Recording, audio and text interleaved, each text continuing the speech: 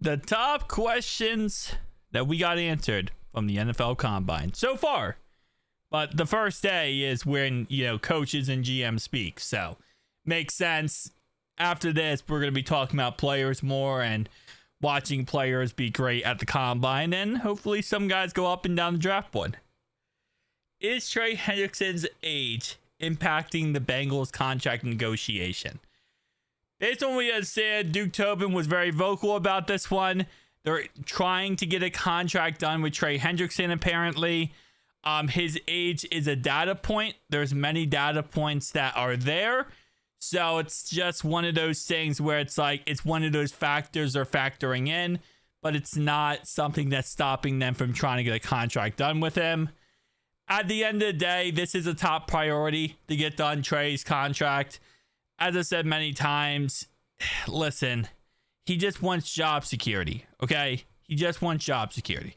He wants 3 years added to his contract so he knows that he can stay in Cincinnati, feel safe where he's at, and not have to worry about potentially being traded somewhere else. So this is a situation where I say I'm actually moving this to top priority because it needs to just get done with, okay? This isn't he wants the bag, he wants $1 billion. This is, he just wants job security. So let's get this crap done. I say crap, meaning like, let's get this, back and forth done, and let's just move on. Get Trey signed. If anything, you're not going to impact the salary cap this offseason anyway. So let's say you had 3 years to the end of this contract. You're not going to see that impact until at least next offseason, right? And you can structure the contract so that it doesn't even impact you for maybe 2 off seasons. So we got to get this done. Yes, his age definitely is a data point, Duke Tobin said, but it is what it is. Here's the full statement. It's just a data point, and we're trying to get a deal done with Trey. So that would tell you what our conclusion is on it, and we are trying to actively get a deal done with Trey. It's just a matter of coming to an agreement, which, again, get it done. Are the Bengals planning to add more scouts? Oh, lordy. Here's what I'll say about the situation, right? The front office, if they add more scouts, then that means the front office is admitting that they're, understaffed. And I don't think the front office would ever take that ego trip. If I thought we were missing something, I would definitely add more. Duke, have you not seen the last couple drafts that we have done? My guy, you are not the best at drafting, okay? Now, I'm not going to put that all on you, because guess what? Everyone in the room helps out with it. It's Duke, it's Zach, it's the scouts. Katie Blackburn, it's everyone. Adding more to satisfy a league's quota isn't something I would do. See, I hate this. I hate this. It's not that it would satisfy a league's quota. It would make you better. It's good to have more minds in the same room. It's good to have more input on things. If I thought we were missing some area and weren't getting coverage where I need or where I wanted, or we need a capacity we don't currently have, then I would definitely would look at it. Right now, I think our group is operating very effectively and coherently. I disagree with that, because clearly our draft results of the last 20 years are not the greatest numbers-wise. So here's what I'll say, right? Because I said this in another video, and I kind of want to reiterate the point. I do agree with this point. The number of scouts does not matter. And I know that's crazy to say, but that I do agree with that point. Quality over quantity. Like the Browns have 24 scouts. They're all dog crap. So is the Browns 24 scouts better than our 4 scouts? No. But what I think you should do is not really fixate on hitting a quota for the amount of scouts you have, and maybe potentially go for some quality scouts, So like, okay, you only want to have 4 scouts. So say, for example, go for 4 quality scouts rather than just 4 scouts. And like, you know what I'm saying? Like, go for quality over quantity, but still get quality. Our problem right now is I don't know if we have quality. Quantity, I agree, is not really that big of a deal, but you want to have quality. So that's still a situation where he doesn't see it as a problem, so it's not going to get fixed, because you need to address something as a problem to fix something. If something isn't seen as a problem, then you're not going to fix it. You know? If you drink all the time and you're an alcoholic and you say, I don't see it as being a problem, I could quit tomorrow if I wanted to, you're not going to fix it. First step into fixing something is addressing the issue, and clearly they don't think it's an issue.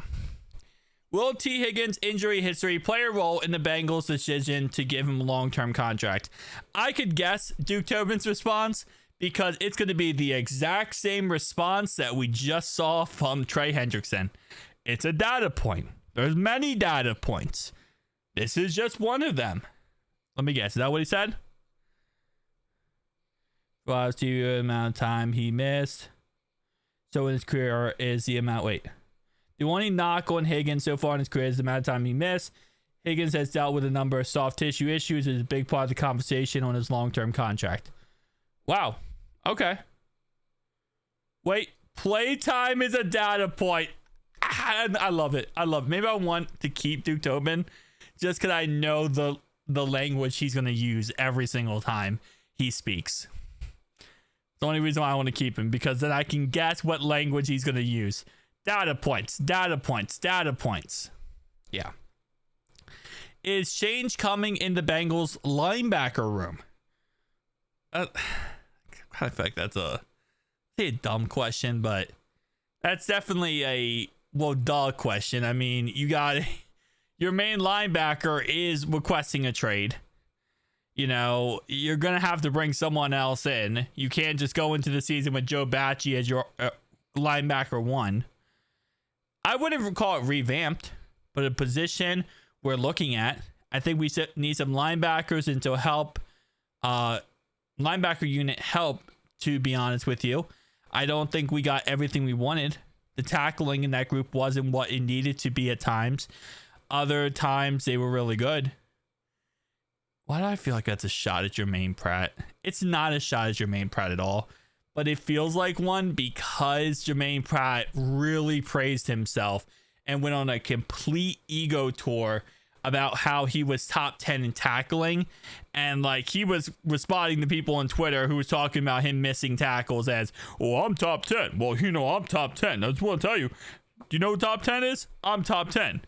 And I feel like this low-key isn't a shot, but it is a shot. It's like a slight diss to him. Like, you know, let me talk about the linebacking crew. Let me talk about missed tackles. Anyway. Where did the Bengals fall short last year from a position standpoint? Expect the Bengals to add several defensive linemen to the roster in the next few months through free agency and the draft. The position, Tobin feels like they need more depth and better production at next season, and the team plans to attack it as well. We had some injuries early that hurt our defensive linemen. Cam Sample going out for the year definitely hurt a lot.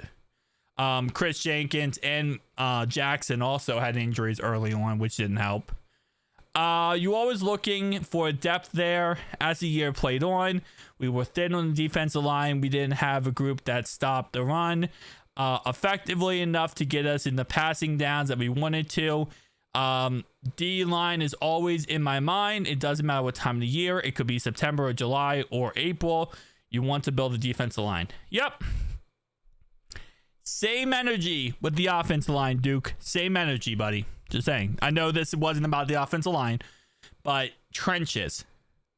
How I would respond to that question is the trenches are the most important position in football.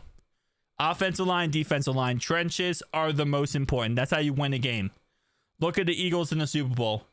They controlled that defensive line, controlled Patrick Mahomes. That's how you win a game, is through the offensive line and defensive line. 100%. Winning in the trenches and you're winning everything. Okay. It wasn't bad. Wasn't an issue. You know what I say, guys? This whole video, good data points. This is good data points. The only thing I disagree with is scouting. I think we do have an issue with scouting and we need to fix it. But I do agree that, again, quality over quantity. You don't need more scouts. You need better scouts. And you don't need to have 24 scouts. You don't need to hit quotas. I agree with Duke there. You don't need to hit quotas. But what you do need to hit is really good scouts. So, yeah. It is what it is.